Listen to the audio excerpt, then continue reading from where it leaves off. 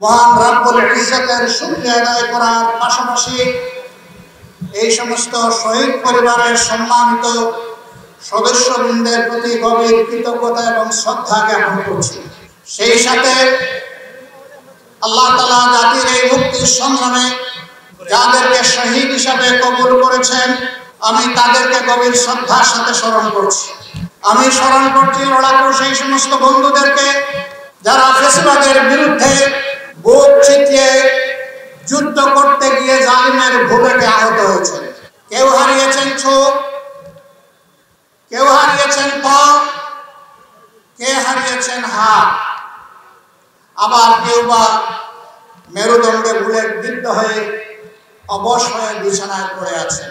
মহান রব্বুল আলামিনের দরবারে দোয়া করি, হে রব্বুল ইজ্জত, তুমি তোমার এই গোলামগুলোকে, বান্দীগুলোকে সুস্থতার পূর্ণ নিয়ামত দান করো। রব্বুল ইজ্জতের শুকরিয়া কোন ভাষায় আদায় করব? 2023 সালের এই দিনে নভেম্বরের 8 তারিখ বাংলাদেশের অবস্থা কি ছিল আমার চেয়ে বড় সাক্ষী আপনারা। কারণ ফ্যাসিস্ট সরকার আমাকে তখন জেলে বন্দী করে রাখার কারণে আমি সমাজের অনেক কিছুই জানতে পারি। আপনারা ছিলেন ভুক্তভোগী, আপনারা জেনেছেন ফ্যাসিবাদের বিরুদ্ধে লড়াই করেছে। 15.5 বছর তারা মানুষকে শান্তি দেয়, দেশবাসীর শান্তি কেড়ে নিয়েছিল। সকল ধর্মের, সকল বর্ণের মানুষ তাদের কাছে নিগৃহীত, নির্যাতিত ছিল। বিশেষভাবে আমাদের প্রিয় দলটি। এই ফ্যাসিস্ট সরকার 2009 সালের 10 জানুয়ারি ক্ষমতায় আরোহণ করার পরে ঝাল মিটিয়েছিল আমাদের দেশপ্রেমিক সেনাবাহিনীর উপর। 2 মাস যায়নি, ফেব্রুয়ারির 25 এবং 26 তারিখ ঢাকার পিলখানায় তৎকালীন টিডিআরের সদর দপ্তরে প্রিয় দেশের 57 জন চৌকস সাহসী দেশপ্রেমিক প্রতিশ্রুতিবদ্ধ সামরিক কর্মকর্তাদেরকে তারা হত্যা করেছিল নির্মমভাবে। তাদের পরিবারের সদস্যবৃন্দ লাশ ভাসিয়ে দিয়েছিল পিলখানার ড্রেনের মধ্যে নালানো। রাতে বাতি নিভিয়ে ঘাতকদেরকে পিলখানা থেকে পালানোর সুযোগ সৃষ্টি করে দেওয়া হয়েছে। এই ঘাতকরা কারা ছিল? এদের পরিচয় জাতিকে জানতে দেওয়া হয়নি, থামা চাপা দেওয়া হয়েছে। সেনাবাহিনী নিজস্ব একটা তদন্ত কমিটি গঠন করেছিল।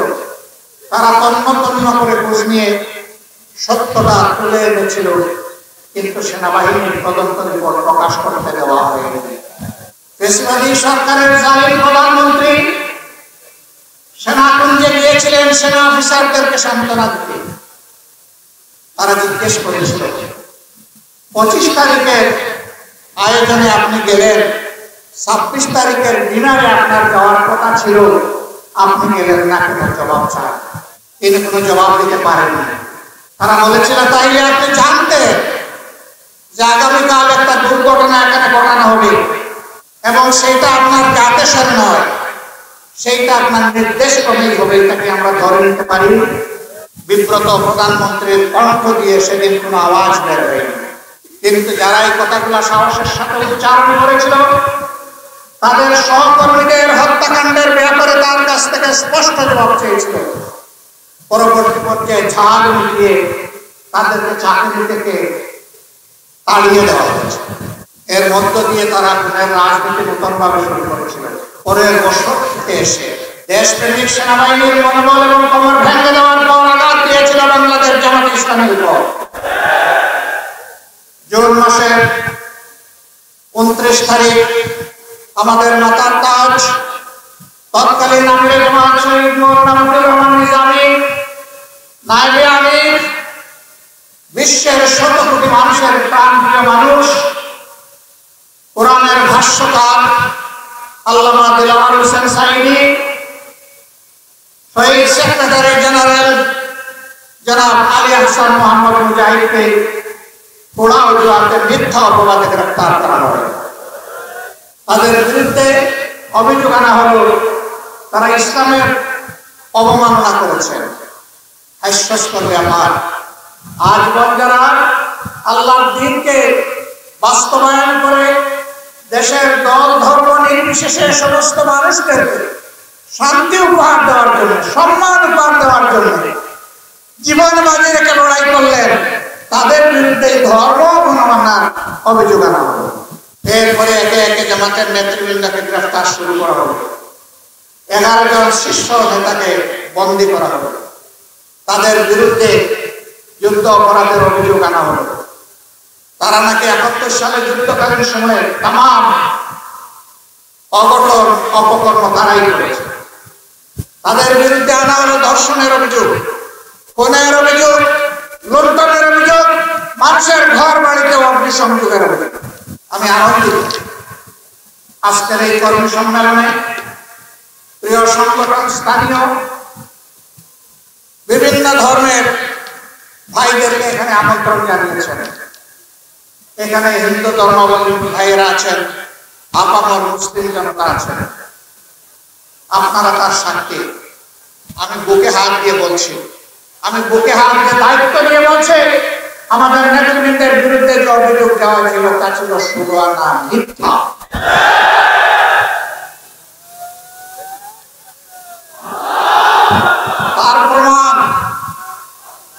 তার প্রমাণ হলো স্বাধীন বাংলাদেশে 72 সালের 10 জানুয়ারি করাচির কারাগার থেকে মুক্তি পেয়ে লন্ডনের হিথ্রো হয়ে বাংলাদেশে ফিরেছিলেন শেখ মুজিবুর রহমান সাহেব। তিনি ফিরে এসে দেশের দায়িত্বভার গ্রহণ করেছিলেন। তার শাসনামলে 71 সালে যারা বিভিন্ন অপরাধ করেছিল তাদের বিরুদ্ধে মামলা দায়ের করা হয়েছিল। যে সমস্ত নেতৃবৃন্দকে যুদ্ধ অপরাধের অথবা মানবতা বিরোধী অপরাধের দায়ে অভিযুক্ত করা হয়েছিল, মহান রব্বুল আলামিন সাক্ষী, তাদের কারো বিরুদ্ধে কোথাও একটি মামলা তখন দায়ের করা হয় নাই। যুদ্ধ অপরাধী নির্বাচন করতে গিয়ে, বাছাই করতে গিয়ে দফায় দফায় সতর্কতার সাথে শেখ মুজিবুর রহমানের সরকার কাজ করে 195 জনকে তালিকাভুক্ত করেছিল, যার মাঝে বর্তমান বাংলাদেশের এই সীমানার ভিতরের কোন নাগরিক ছিলেন না। যদি সত্যি জামাত নেতৃবৃন্দ অপরাধের সাথে জড়িত থাকতেন তাহলে অবশ্যই বাংলাদেশের কোনো না কোনো থানায় একটা হলেও মামলা দায়ের করা হতো। বন্ধুগণ, সাংবাদিক ভাইয়েরা তাদের পেশাগত দায়িত্ব পালন করবে। এইখানে মেহরবানি করে আপনারা কেউ ভয়চই করবেন না, তাদেরকে তাদের দায়িত্ব পালন করতে দিতে হবে। যাদের অসুবিধা হয় তারা মেহরবানি করে একটু ধৈর্য ধরবেন। বেশি অসুবিধা হলে সামনে চলে আসবেন। আর কেউ শব্দ করবেন না। আপনারা প্লিজ সবাই শব্দ বন্ধ করবেন। বলছিলাম একটা থানায় কোনো মামলা ছিল না, তাহলে কেন 11 জন নেতার বিরুদ্ধে মামলা করা হলো? 42 বছর পরে এই মামলার উৎপত্তি হলো কিভাবে? অভিযোগকারীদেরকে টেনে শিখিয়ে বের করে আনা হয়েছে। কাউকে লোক দেওয়া হয়েছে, ঢাকায় দামি প্লট দেওয়া হবে, ফ্ল্যাট দেওয়া হবে, অর্থ সম্পদ দেওয়া হবে। সবাই রাজি হয়। এই অপকর্ম করতে সবাই রাজি হয়নি। এই মিথ্যার পক্ষে দাঁড়াতে রাজি হয়নি। যারা রাজি হয়েছে তাদেরকে তোষামত করে নিয়ে আসা হয়েছে, লালন পোষণ করা হয়েছে। সেই হাউস নামের একটা বাড়ি ভাড়া করে সেখানে তাদের মুখে কথা শিখিয়ে দেওয়া হয়েছে, রিহার্সাল দেওয়া হয়েছে, সাক্ষীদেরকে শেখানো হয়েছে। এইভাবে করে করে আদালতে হাজির করা হয়েছে। তাতেও তারা সফল হয়। বিচারক বিচার করছেন বাংলাদেশের আদালতে বসে। ব্রাসেলস থেকে জিয়াউদ্দিন নামের একজন, তিনি শিখিয়ে দিচ্ছেন এই বিচার কিভাবে করতে হবে। তিনি রায় লিখে দিচ্ছেন এই বিচারের রায় কি হবে। স্কাইপ কেলেঙ্কারির মাধ্যমে শুধু বাংলাদেশ নয়, তাম দুনিয়ার জনগণ তাদের। আমার সম্মানিত ভাইয়েরা, সাক্ষী নিতে গিয়েও দেখা গেল তিনি বলছেন যে এই রাতে তিনি এই অপকর্ম করতে দেখেছেন। একজন সাক্ষী, আপনি কোথা থেকে দেখেছেন? বলে যে আমি 2 ফার্লং দূর থেকে দেখেছি, আধা মাইল দূর থেকে বা আরো একটু কম। ক্যালেন্ডার থেকে যখন তুলে বের করা হলো, রাতটি ছিল অমাবস্যার রাত, আপনি দেখলেন, তখন তিনি চুপ হয়ে কথা বললেন। বিচারক বললেন, এইরকম সাক্ষীর ভিত্তিতে একজন মানুষকে একদিনেরও জেল দেওয়া যায়, কিন্তু বিচার শেষে দেখা গেল তাকে ফাঁসির আদেশ দেওয়া হয়। কারণ তারা বিচারক ছিলেন না, তারা ছিলেন হাতের পুতুল, তারা ছিলেন দলীয় ক্যাডার। এই জন্য তাদেরকে যে রায় দিতে বলা হয়েছে সেই রায় তারা দিয়েছেন। বিচারপতি সিনহা তিনি একজন দুষ্ট বিচারপতি। আওয়ামী লীগের ধাক্কাতে চড়তাপ করবে দেশ থেকে তিনি বিদায় নিয়ে আশ্রয় নিয়েছেন কানাডায়।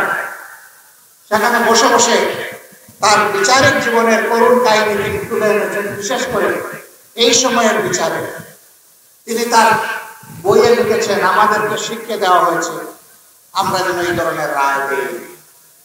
তিনি বলেছেন, আমরাও শিক্ষা দিয়েছি কিভাবে সাক্ষী দিতে হবে। বিচারক যখন সাক্ষীকে সাক্ষী শিখিয়ে দেয়, আর শাসক যখন বিচারককে রায় শিখিয়ে দেয়, সেই রায়টি হচ্ছে ন্যায়ভ্রষ্ট, জঘন্য। এর মাধ্যমে আমাদের নেতৃত্বকে গুম করা হয়েছে। আমরা ইনশাআল্লাহ তার বিচার চাই। বাংলাদেশে কখনো যদি সত্যিকারের বিচার ব্যবস্থা প্রতিষ্ঠিত হয়, আমরা বিশ্বাস করি আমরা এই বিচারে বিজয়ী হব। তবে আমরা শহীদদেরকে আর ফেরত পাবো না। আল্লাহ তাআলার দরবারে দোয়া করি, আল্লাহ তাআলা তাদেরকে শহীদ হিসাবে করুন। তাদের রেখে দেওয়া দায়িত্বের ভার এই জাতিকে, বিশেষ করে আমাদেরকে পালন করার করুন না। সংগ্রামের সাথী এবং বন্ধুরা, আপনারা শহীদদের উদ্দেশ্যে, আপনারা 24-এর শহীদদের উদ্দেশ্যে, এই শহীদের রুহানি লাশ এখন আমাদের জাতির ঘাড়ে। আমাদের আচরণে প্রমাণ করতে হবে, রাজনীতিতে প্রমাণ করতে হবে, আগামী দেশ পরিচালনায় প্রমাণ করতে হবে যে আমরা এই শহীদদের ত্যাগের প্রতি শ্রদ্ধাশীল। এই প্রমাণ করতে হলে কি করতে হবে? এমন একদল মানুষ লাগবে যারা মুখে যা বলবে কাজে তাই করবে। একজন শাসক 15.5 বছর দেশ শাসন করেছেন। তিনি যখন কথা বলতেন, মানুষ বলতো, ও হাসিনা, আমরা আর হাসি না। তিনি মানুষকে উত্তেজিত করতেন, হাসানোর চেষ্টা করতেন। যেমন ছিলেন প্রধানমন্ত্রী, তেমন ছিলেন তার উজির নাজির সবাই। কে কার চেয়ে কত বেশি মিথ্যা কথা বলবে এর ছিল প্রতিযোগিতা। তারা জাতিকে ধোঁকা দিয়েছে, তারা জাতির উপর জুলুম করেছে, মানুষ খুন করেছে, গণহত্যা সংগঠিত করেছে, গুম করে আয়নাঘর তৈরি করেছে, হাজার মায়ের বুক খালি করেছে, গড় বাড়ি তছনছ করেছে, মানুষের ইজ্জতের উপরে হামলা করেছে। আর জামাতে ইসলামী সারা বাংলাদেশের কেন্দ্রীয় কার্যালয় সহ সমস্ত অফিসগুলো সিলগালা করে বন্ধ করে দিয়েছে। ঘরের মাঝে বসে আমরা শান্তি পাইনি, আমাদেরকে ঘর থেকে তুলে নিয়ে আমাদের বিরুদ্ধে রাষ্ট্রদ্রোহের মামলা দেওয়া হয়েছে। সম্মানিত ভাই ও বন্ধুরা, এই সব ছিল বাংলাদেশের চলমান বাস্তব। সেই কষ্ট মুখে নিয়ে আমরা এই পর্যায়ে এসে দাঁড়িয়েছি। 5 তারিখ যখন পরিবর্তন আসলো, আমরা সাথে সাথে আপনাদের মাধ্যমে দেশবাসীকে অনুরোধ করলাম, আল্লাহ তাআলার এই নিয়ামতের কদর করুন, শান্ত থাকুন, ধৈর্য ধরুন। কেউ কারোর উপর হাত বাড়াবেন না এবং ব্যক্তিগতভাবে কেউ কোনো প্রতিশোধ নেবেন না। যদি কিছু করতে হয় আইনের আশ্রয় নেবেন, আইন কেউ হাতে তুলে নেবেন না। আলহামদুলিল্লাহ, আমাদের দেশবাসী চরম ধৈর্যের পরিচয় দিয়েছে এবং দায়িত্বশীলতার পরিচয় দিয়েছে। সাবেক সরকারের সড়ক সেতু মন্ত্রী জনাব ওবায়দুল কাদের সাহেব বক্তব্য উপস্থিত তিনি দাম্ভিকতা প্রদর্শন করতেন, অহংকার দেখাতেন। বিভিন্ন দল এবং মতের নেতৃবৃন্দ কর্মীদেরকে নিয়ে উপহাস করতেন। তিনি বলেছিলেন তার দলীয় কর্মীদেরকে যে কোনো মূল্যে ক্ষমতায় আওয়ামী লীগকে রাখতে হবে, থাকতে হবে। আওয়ামী লীগের যদি ক্ষমতার পতন হয়, তাহলে পতনের 2 দিনের মাথায় আওয়ামী লীগের 5 লক্ষ মানুষকে বিরোধী দলের লোকেরা হত্যা করবে। আমি জিজ্ঞাসা করি, 5 আগস্ট পরিবর্তন হয়েছে, 5 এবং 6 তারিখ বাংলাদেশে কি 5 লক্ষ মানুষকে খুন করা হয়েছে? 50,000, 5,000, 500, 50 জন, 5 জন? না, এই 2 দিনে তার কিছুই করা হবে। এই 2 দিন চলে যাওয়ার পরে 4 জন মানুষকে মব জাস্টিসে কেউ হত্যা করেছে। আমরা তারও নিন্দা জানিয়েছি। আমরা চাই না বিনা বিচারে একটা মানুষকে খুন করা হোক। সম্মানিত ভাইয়েরা, আওয়ামী লীগ ফ্যাসিস্ট হতে পারে, নির্দয় হতে পারে, পাষাণ হতে পারে, খুনি হতে পারে, কিন্তু বাংলাদেশের 18 কোটি মানুষ অত্যন্ত দায়িত্বশীল এবং দেশপ্রেমিক। এটাই বাংলাদেশের মানুষ প্রমাণ করেছে। আওয়ামী লীগ বিদায় নিল। প্রধানমন্ত্রী যদিও বলেছিলেন তিনি পালাবেন না, তিনিও চলে গেলেন। তিনি তার প্রিয় দেশে আশ্রয় নিলেন। তারা আমাদের প্রতিবেশী। প্রতিবেশীকে আমরা সম্মান করি। আমার প্রতিবেশী যদি ভালো থাকে, আমিও ভালো থাকবো। আমার প্রতিবেশীকে আমি কষ্ট দিই, তাইলে অনুরূপ কষ্টের জন্য পাওয়ার জন্য আমাকে প্রস্তুত থাকতে হবে। সুতরাং কোন প্রতিবেশী আমরা বিশ্বাস করি না। অনুরূপভাবে প্রতিবেশীর কাছ থেকে আমরা সুপ্রতিবেশী সুলভ আচরণ পেতে চাই। আমরা আমাদের প্রতিবেশীকে অনুরোধ করব। শেখ হাসিনার বিরুদ্ধে আদালতে মামলা হয়েছে, 150 অধিক মামলা। তার বিরুদ্ধে খুনের মামলা আছে, গুমের মামলা আছে, অনেক মামলা তার বিরুদ্ধে আছে। আমাদের বিচারালয় যখন তাকে চাইবে, মেহেরবানি করে আইন শৃঙ্খলা বাহিনীর হাতে আপনারা তাকে তুলে দেবেন। আমরা চাই 15.5 বছর গোটা জাতির বিরুদ্ধে তারা যে জুলুম করেছে, বিচারের নামে যে তামসা করেছে, যে অবিচার করেছে, সেটা শেখ হাসিনা এবং আওয়ামী লীগের দূষর কারো ক্ষেত্রেই যেন করা না হয়। তাদের জন্য যেন ন্যায় বিচারটাই নিশ্চিত করা হয়। আমরা বিশ্বাস করি জাতি যদি ন্যায় বিচার পায়, তারা ইনশাআল্লাহ শাস্তি পেয়ে সন্তুষ্ট হয়ে যাবে। এই শাস্তি ফাঁসি হতে পারে, আমৃত্যু কারাবরণ হতে পারে, আজীবন হতে পারে, অথবা বিভিন্ন মেয়াদে হতে পারে। অপরাধ যে মাত্রা, শাস্তি হবে সেই মাত্রা। এবং এই শাস্তি পাওয়াটা হচ্ছে ন্যায্যতার দাবি। অপরাধী যদি অপরাধ করে শাস্তি না পায়, তাহলে অন্য অপরাধীরা উৎসাহিত হবে, আর এই অপরাধীরা আরো বেপরোয়া হবে। বাংলাদেশ মানুষের একটা সভ্য দেশ থাকবে না, সমাজ থাকবে না। এটা জঙ্গলি জানোয়ারের দেশে তখন পরিণত হয়ে যাবে। অতএব দেশটাকে ভালো রাখার স্বার্থে এবং ন্যায় বিচার পাওয়ার সেই অধিকারের স্বার্থে ন্যায় বিচার নিশ্চিত করতে হবে। সংগ্রামী বন্ধুরা, বুঝলাম তাদের বিচার হলো, অপরাধের শাস্তি পেলেন, তারপরে কি হবে? তারপরে আমরা এমন একটা বাংলাদেশ চাই। আমার বন্ধু জনাব মৌলানা আব্দুল হালিম সাহেব বলে গেছেন, আমরা যে বাংলাদেশের স্বপ্ন দেখি, নতুন বাংলাদেশের স্বপ্ন যে আমাদের তরুণ সমাজ দেখে, সেই বাংলাদেশের তরুণ সমাজের রাস্তায় বুক চিপকে দেওয়া যুদ্ধের সময় প্রধান স্লোগান ছিল যে আমরা কোনো বৈষম্য চাই না। We want justice. আমরা ন্যায় বিচার চাই, একটা ন্যায্য সমাজ চাই। আমাদেরও প্রধান ইস্যু হচ্ছে সমাজে বৈষম্যহীন ন্যায় বিচারের পরিবেশ নিশ্চিত করা। আমাদের 2 নম্বর অঙ্গীকার এই সমাজের। এই সমাজে আমরা আমাদেরকে আপনারা চিনেন, আমরা কথা দিচ্ছি, আমরা কোনো অপরাধ করব না, আমরা কোনো ধরনের দুর্নীতি লুণ্ঠন করব না, এবং কাউকে দুর্নীতি লুণ্ঠন করতে দিব না। আমরা নিজেরা ঘুষ খাই না এবং কাউকে ঘুষ খেতেও দেব না। আদালতে, অফিসে, কার্যালয়ে, বিভিন্ন জায়গায়, সরকারি বেসরকারি স্বায়ত্তশাসিত বিভিন্ন সংস্থায় জনগণের সেবা পাওয়ার জন্য যাবে, সেখানে কোন ধরনের লাল ফিতার দৌরাত্ম দেখানো হবে না। সেবকরা নিজেদেরকে দেশের মালিক ভাববেন না। যারা এই দেশের দায়িত্ব পাবেন, তারা দেশের সেবকে পরিণত হবে। আপনারা বলবেন তার প্রমাণ কি? আপনারা যে ক্ষমতায় গিয়ে দুর্নীতি করবেন না, তার প্রমাণটা কি? হ্যাঁ, প্রমাণ আছে। 2001 থেকে 6 সাল বাংলাদেশ জামাত ইসলামের তৎকালীন আমির হযরত মাওলানা মতিউর রহমান নিজামী এবং সেক্রেটারি জেনারেল জনাব আলী আহসান মোহাম্মদ মুজাহিদ তারা 5 বছর পর্যায়ক্রমে 3টা মন্ত্রণালয়ের দায়িত্বে ছিলেন। আলহামদুলিল্লাহ, বাংলাদেশের জনগণ সাক্ষী, তাদের দুইজনের মিলে 4 হাতের 20 আঙ্গুল সম্পূর্ণ পরিচ্ছন্ন ছিল।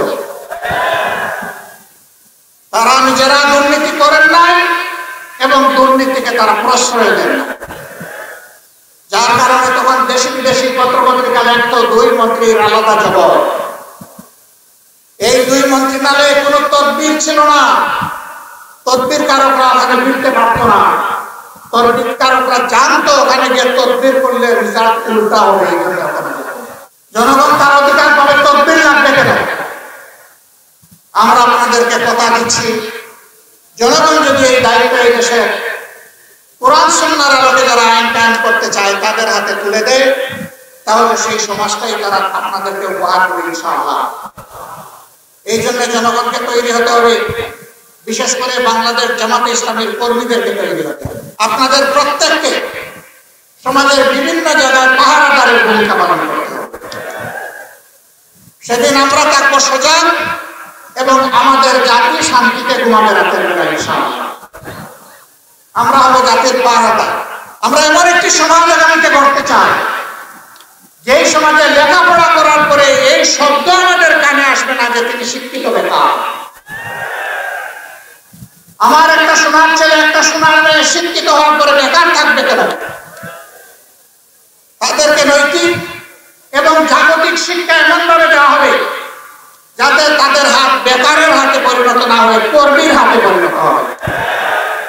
শিক্ষা জীবনের পাঠ চুক্তি হওয়ার সাথে সাথে তাদের হাতে কাজ যেন তাদের ঘরে চলে। এখানে জুতার সোল যেন এই অফিস থেকে ও অফিসে দৌড়াদৌড়ি করতে তাদেরকে বসাতে না হয়, কোন মামা এবং খালু যেন তালাশ করতে না হয়, চাকরির জন্য যেন ঘুষ দিতে না হয়। সেদিন যেন এই তরুণ তরুণীরা তাদের যোগ্যতা এবং মেধা অনুযায়ী তারা পুরস্কৃত হয় এবং সমস্ত আন্তরিকতা নিয়ে দেশ গড়ার কাজে তারা ঝাঁপিয়ে পড়তে পারে।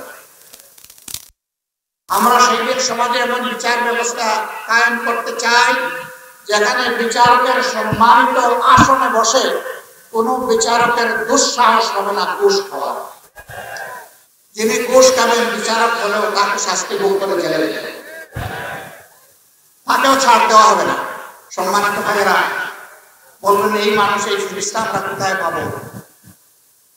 রাসূল করিম সাল্লাল্লাহু আলাইহি ওয়াসাল্লাম যখন মক্কা বিজয় করলেন, 10,000 সহযোদ্ধা নিয়ে 3 দিন মক্কা ঘেরাও করার পরে 3য় দিনে যখন মক্কার বিজয় আল্লাহ তাআলা আল্লাহর নবীর হাতে তুলে দিলেন, তখন আজীবন যারা হাজার জাতের অপমান করেছে, আমাদের মাদেরকে মা হিসাবে গণ্য করে নাই, বুকের বন্য হিসাবে গণ্য করেছে, মানুষ করেছে, হাজার জাতের অপকর্ম করেছে, তারা সবাই এসে কাবার চত্বরে বসে গিয়েছে। মাথা তাদের নিচের দিকে, দৃষ্টি তাদের মাটির দিকে। কেউ মাথা তুলে তাকাবে, অতীত জীবনের অপরাধের কথা স্মরণ করে সেই সাহস তারা পাচ্ছিল না। রাসূল আকরাম সাল্লাল্লাহু আলাইহি ওয়াসাল্লাম তাদেরকে অ্যাড্রেস করে সম্বোধন করে বললেন, তোমরা আজকে এই মুহাম্মদের কাছে কি চাও? বিচক্ষণ আবু সুফিয়ান দাঁড়িয়ে বললেন, আমরা আপনাকে আমাদের ভাই হিসাবে এবং বাতিজা হিসাবে দেখি, অতএব ভাই এবং বাতিজার আচরণ দেখতে চাই। রাসূল করিম সাল্লাল্লাহু আলাইহি ওয়াসাল্লাম আসমানের দিকে তাকিয়ে থাকতেন, আল্লাহর কাছে যে তিনি মক্কার জনগণকে কি বলবেন। আল্লাহ তাআলার পক্ষ থেকে তাকে জানিয়ে দেওয়া হলো, রাসূল আপনি জানিয়ে দেন। এই হারামের ভিতরে আজকে নিরাপত্তার আশায় যারা সমবেত হয়েছে, আর আবু সুফিয়ানের বাড়ির সীমানার ভিতরে যারা আশ্রয় নিয়েছে, তাদের সকলের জান, তাদের সকলের সম্পদ এবং তাদের সকলের ইজ্জত সম্পূর্ণ নিরাপদ। তাদের জীবনের উপর হাত দেওয়া হবে না, তাদের সম্পদের উপর হাত দেওয়া হবে না এবং তাদের ইজ্জতের উপর হাত দেওয়া হবে না। সবার মুখ উজ্জ্বল হয়ে উঠল। সেখানে হযরত সুমাইয়ার পুত্রেরা উপস্থিত ছিল, হযরতে আম্মারের কবিরা উপস্থিত ছিল, হযরতে বেলালের উপর যারা পাশবিক অত্যাচার করেছিল তারাও উপস্থিত ছিল। সেখানে হযরতে খাব্বাব রাদিয়াল্লাহু তাআলা আনহুকে যারা আগুনের বিছানায় শুয়ে রাখতো তারাও উপস্থিত ছিল। তারা যেন নিজের কানকে বিশ্বাস করতে পারছিল না যে এটা কি সত্যি কথা, আজকে কি সত্যি আমি শুনছি নাকি আমি ঘুমের ঘরে। এত অপকর্ম তারা করেছিল। রাসূল করিম সাল্লাল্লাহু আলাইহি ওয়াসাল্লাম এই ঘোষণা দেওয়ার পরে সাফা পর্বতের উপরে চলে গেলেন, হাত বাড়িয়ে দিলেন। এক একজন করে সেখানে গিয়ে আল্লাহ রাসূলের হাতে হাত রেখে তারা শপথ গ্রহণ করলো ঈমানের সাথে। পুরুষদের শেষ হওয়ার পর মহিলারা আসলো, সকল মহিলার শেষ একজন আসলো না। ও বললো, বাবা ঘোষণা যাই হোক আমার কোনো রক্ষা নাই, কারণ আমি তার চাচা কলিজার টুকরা হামজা বুক চিরে জিদের মাথায় কলিজা বের করে চিপিয়ে খেয়েছি, মুহাম্মদ আমাকে রেহাই দেবে না। তার নাম ছিল হিন্দা, আবু সুফিয়ানের স্ত্রী। তাকে সবাই বললো, মুহাম্মদ জীবনে কখনো মিথ্যা কথা বলেননি, আজও তিনি মিথ্যা বলতে পারেন না, তুমি আসো। সে এসেছে, শপথ নিয়েছে। শপথের একটা বাক্য আল্লাহ রাসূল বলেন আর সে তার সাথে তর্ক করে। কিরকম বেয়ারা মহিলা আপনারা চিন্তা করেন। আল্লাহ রাসূল মুস্কি হাসি দিয়ে দিয়ে তাকে শপথ সম্পন্ন করলেন। আল্লাহু আকবার। কঠিন যুদ্ধ, এমন একটি যুদ্ধে সেই হিন্দাও হাসি। মুসলমান বাহিনীর পক্ষে তিনি একজন যোদ্ধা। যুদ্ধের ভয়াবহতায় সৈনিকদের পা কাঁপছে। হঠাৎ করে তারা পিছনের দিকে মুখ করে একটু বেঁকে আসতে চেয়েছেন। বাহিনী দুই ডানা মেলে চিৎকার দিয়ে বলেছে, অসম্ভব, মুমিনরা কখনো পিছনে পালাতে পারে না, সামনে এগোতে হবে, হয় শাহাদাত না হয় বিজয়, তিনটা কোনো জিনিস আমাদের জন্য নেই।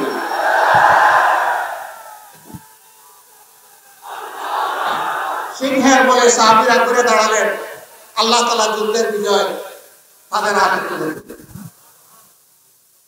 ইসলাম তলোয়ারের বলে গায়ের জুড়ে অত্যাচার করে ভয়ভীতি প্রদর্শন করে কারণ জয় করেন। আর আদর্শ সৌন্দর্যের বলে ইসলাম মানবতাকে জয় করেছে। আজকে এখানে বিভিন্ন ধরনের ভাইয়েরা আছেন। আমরা স্পষ্ট ঘোষণা করেছি, প্রিয় বাংলাদেশে আমাদের সকলের পরিচয়, আমরা বাংলাদেশী।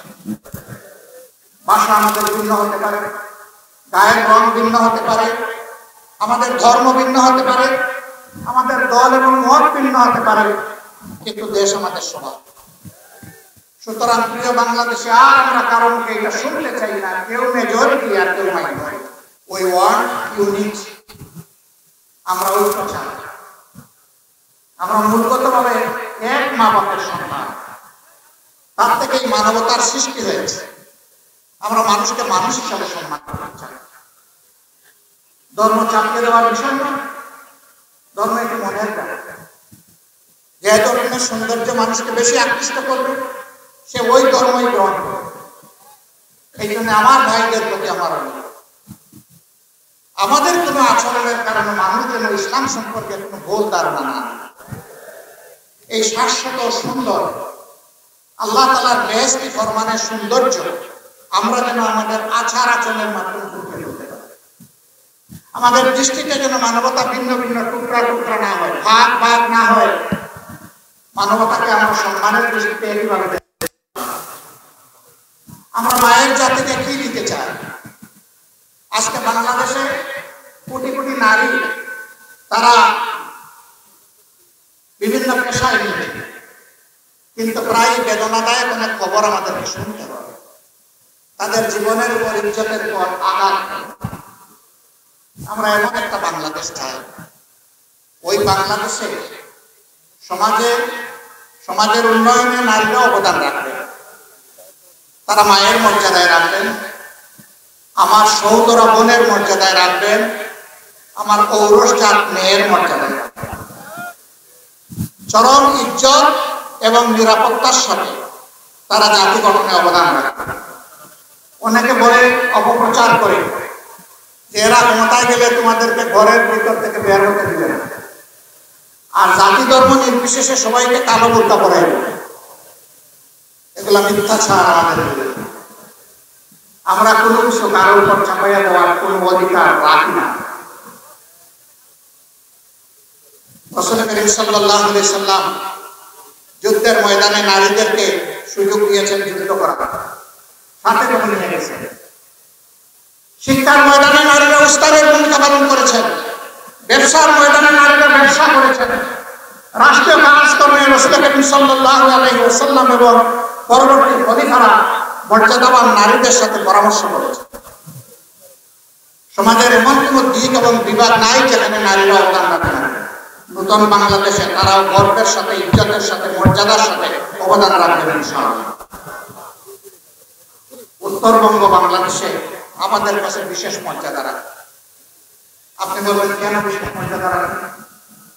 দুটি কারণে রাখে। নাম্বার ওয়ান, এই অঞ্চলটা দীর্ঘদিন ধরে অবহেলিত ছিল, এখনো অবহেলার অংশ বিশেষ রয়ে গিয়েছে। আমরা যখন কোন সমাজ কল্যাণমূলক কাজে হাত দিই, আমাদের ফার্স্ট চ্যাপ্টার তাকে নট কেন। আমরা এই এলাকার মানুষের ঋণ পরিশোধের দিকে আগে যুগে যুগে বঞ্চিত করা হয়েছে, আমরাও যেন সেই একই খারাপ কাজটি না করি। আমরা সম্মানের সাথে ধারণ। আরেকটা কারণ, বিশেষ মর্যাদার দাবি রাখে এই অঞ্চলের মানুষ। এই অঞ্চলের মানুষের চাহিদাটা বড়ই সীমিত, তারা অল্পে তুষ্ট। এটাই অঞ্চলের মানুষের উপর আল্লাহ তাআলার এক বিশাল রহমত।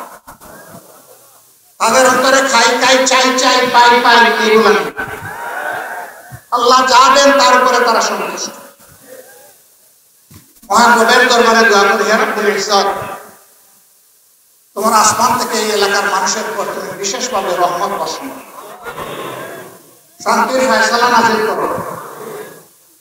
তাদের হায়াতে, সাইস্তে, ইজ্জতে, রিজেকে তোমার পক্ষ থেকে তুমি অপরন্ত বরকত দাও। আমরা তৃতীয় আরেকটা কারণে আপনাদের ভালো, এটা দ্বিতীয়র উপরে এবং এটা প্রথমটার উপরে। এই এলাকার মানুষ তারা ধর্মপ্রাণ। বলবেন যে সিলেটে তো আলিম উলামা বেশি, চিটাগাঙ্গে পীর আউলিয়া বেশি, আমরা বেশি ধর্মপ্রাণ। হ্যাঁ, আমি বাংলাদেশের 64 জেলা আল্লাহ আমাকে দিয়েছেন, আমি দেখে আমার চোখে আপনাদেরকে খুশি করার জন্য নয়, বরঞ্চ সত্যটা স্বীকার করার জন্য এই কথা বলছি যে আপনারাই বেশি ধর্ম।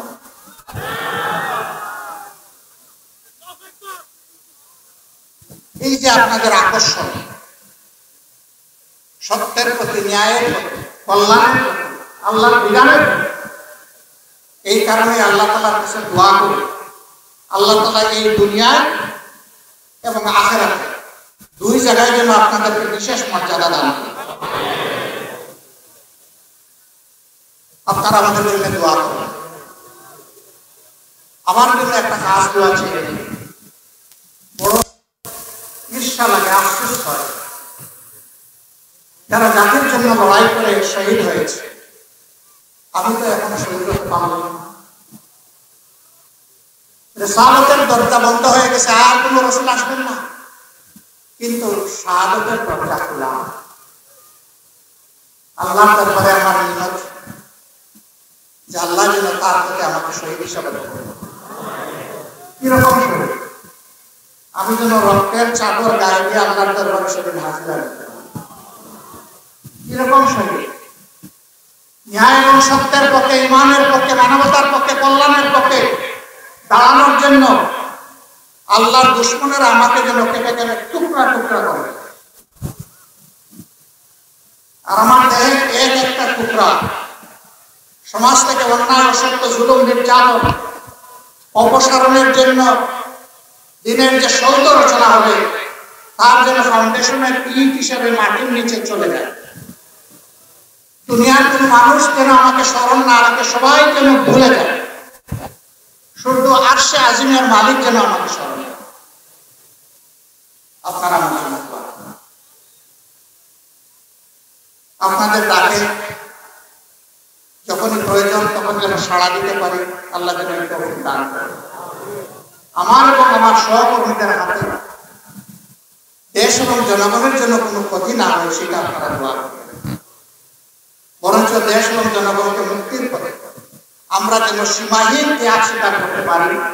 এই জীবন আল্লাহ তোমাকে সাক্ষী রেখে বলছি, আমরা বুকের বস্তু হিসাবে কবুল করিনি, আমরা ত্যাগের জায়গা হিসাবে কবুল করেছি। তুমি আমাদেরকে সেই ত্যাগটাই করার তৌফিক দাও। আপনাদের সবাইকে ধন্যবাদ। আল্লাহ তাআলা একটা নতুন বাংলাদেশ গড়ার যে প্রত্যাশা 18 কোটি মানুষের, সেই বাংলাদেশকে সম্মিলিতভাবে সেই বাংলাদেশকে আরো সুন্দরভাবে নিজের মনস্থ করে আমাদের আবেগ দিয়ে গড়ে তোলার তৌফিক দান করুন। বাংলাদেশ জিন্দাবাদ। বাংলাদেশ জামাতে ইসলামী